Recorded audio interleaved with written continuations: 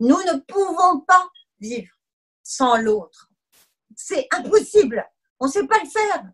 On ne sait juste pas le faire. Il y a un mec qui a écrit Robinson Crusoe, c'est pas pour rien. Il a écrit ça pour dire qu'il y avait un type qui était arrivé.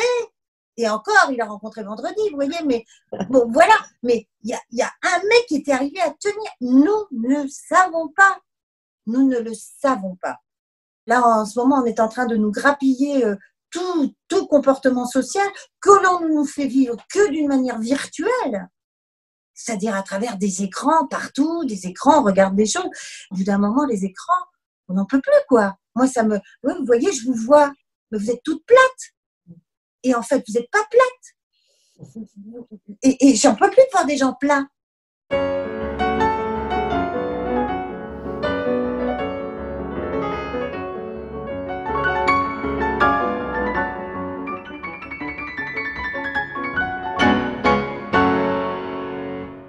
Moi, je fais un métier où ça va être une catastrophe, quoi. Voilà, ça va être juste une catastrophe. Comment vous faites re-rentrer des gens dans une salle de cinéma ou dans une salle de théâtre? Comment on fait? Comment je joue, moi, sur un plateau avec mes partenaires? On se prend la température avant, on se teste tous les soirs pour voir si on n'a rien. Comment vous jouez, quoi? Comment vous jouez, même? Il faut être dans un état de liberté totale. Comment on fait? Je sais pas. Mais comment je fais? Attends, il faut pas que j'approche un tel, il faut pas que j'approche une telle. Et puis ça aussi, c'est terrible parce que ça crée en nous un sentiment de défiance, pour ne pas dire de méfiance, par rapport à tout le monde. Même vos enfants qui n'ont pas fait le confinement avec vous, vous vous rendez compte, hein, symboliquement, pour moi, c'est absolument terrible, quoi. On m'inocule la méfiance. Je ne sais pas comment vous expliquer. On me la met dans le sang, alors que c'est terrible, quoi. Donc, si vous voulez, par moment, je bascule, je le dis sincèrement, par moment, je bascule et je me dis, bah, je m'en fous, on verra bien. Je vais arrêter tout ça, quoi. Oui, je vais mettre un masque parce qu'il faut mettre un masque. Oui, je ne vais pas prendre. Puis même ça, oui, effectivement, moi, je dis, je ne vais pas prendre les transports en commun, alors que je ne circule que par les transports en commun. Alors que pour moi, ça peut sembler bizarre, mais c'est un plaisir, les transports en commun. Ça me permet de voir les gens, ça me permet de voir ce qui se passe, de sentir un peu la température de la ville et des gens. Là, je me dis, je vais me retirer, c'est-à-dire m'exclure de la société et de la cité, ce qui est pour moi une chose très importante. Et voilà, réfléchir, bon, je vais m'acheter un vélo électrique, comme ça, un vélo électrique, ça me fatiguera moins, mais bon, et s'il pleut, comment je fais? Et si je vais à un rendez-vous, que j'arrive, que je suis trempée. Enfin, vous voyez, des tas de choses comme ça, stupides. C'est pas l'essentiel de ma vie, quoi.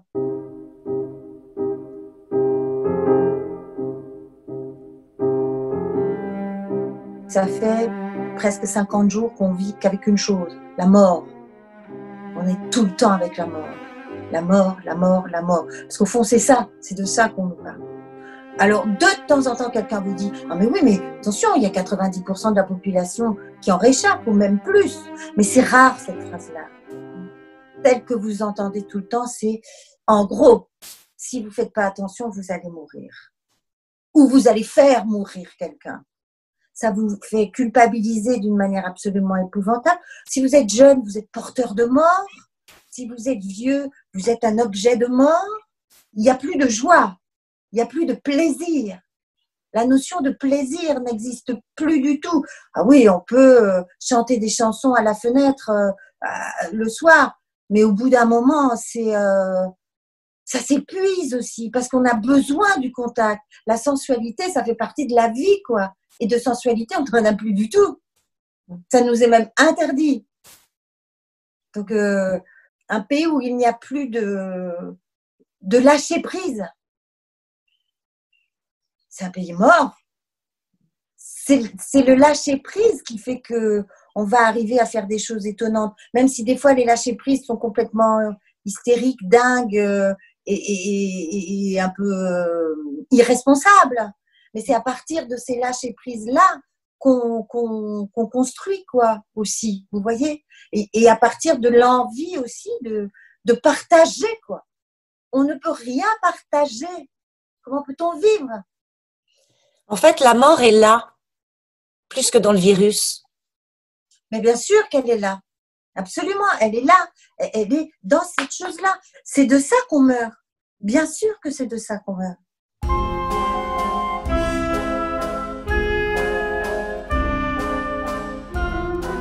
J'y croyais vraiment très fort au départ. Oui. Je croyais très fort qu'effectivement, on allait faire vriller les choses, qu'on allait, en ayant éprouvé toutes ces exaspérations, toutes ces choses, en se rendant compte de toute l'inutilité de tas de choses que l'on fait, de comportements ou de prise de position, de choses qui ne sont pas essentielles. En fait, c'est pour ça que, si vous voulez, au départ de ce confinement, d'un coup, on s'est retrouvés... ça a été comme un choc, parce que d'un coup on était obligé de se poser la question, qu'on le veuille ou non d'ailleurs, de l'essentiel pour nous-mêmes. Et donc par moments ça nous exaspérait parce qu'on n'en savait rien de l'essentiel pour nous-mêmes, on ne savait pas du tout ce que c'était. Et puis là maintenant on est en train de se débattre, c'est le moment crucial où au contraire on devrait encore aller chercher plus profond. Et là, on se débat, on se dit, oh là là, il faut sortir, il faut que je m'en aille, il faut que je fasse la valise, que je m'en aille de ma retraite. Or, c'est maintenant. Et justement, on ne va pas le faire. On ne va pas le faire. Donc, c'est pour ça que je ne sais pas ce qui va se passer. Là, maintenant, pour tout vous dire, je suis assez anxieuse parce que je me dis que ça peut être très dur. Parce qu'il y a des gens qui vont vouloir absolument reprendre leur vie d'avant et les autres qui vont dire, je ne veux plus de ça du tout. Je veux plus. Parce que, par exemple, moi, ça me rend encore, déjà que c'était pas un cadeau, mais ça me rend encore plus direct, quoi.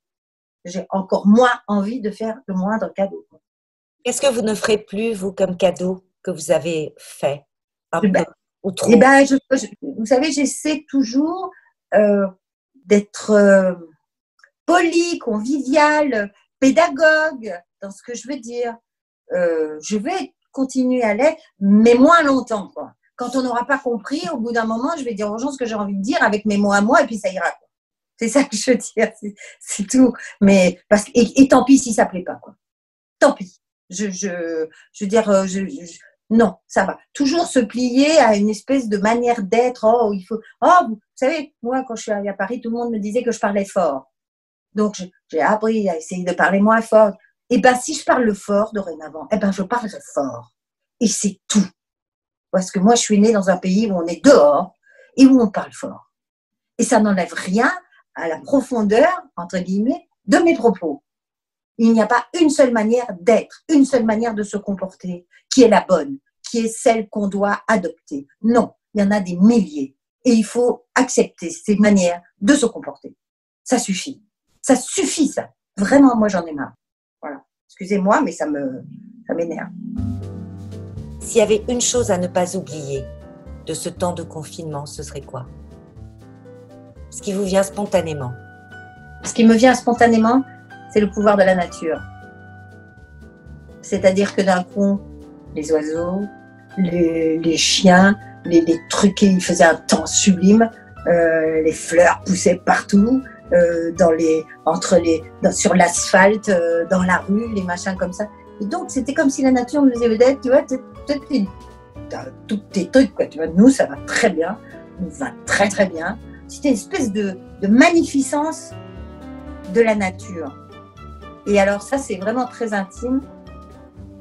J'ai retrouvé le bruit de la ville comme quand j'étais enfant. Parce qu'il y avait beaucoup moins de voitures, parce que j'entendais les gens marcher dans la rue, j'entendais les pas, j'entendais les discussions. Et ça, au confinement, je lui dis merci. Parce que j'aurais jamais cru pouvoir revivre ça une fois dans ma vie. Que normalement, on vit qu'une fois. Et là, je l'ai revécu. Ça, c'est génial. Ça, c'est vraiment génial.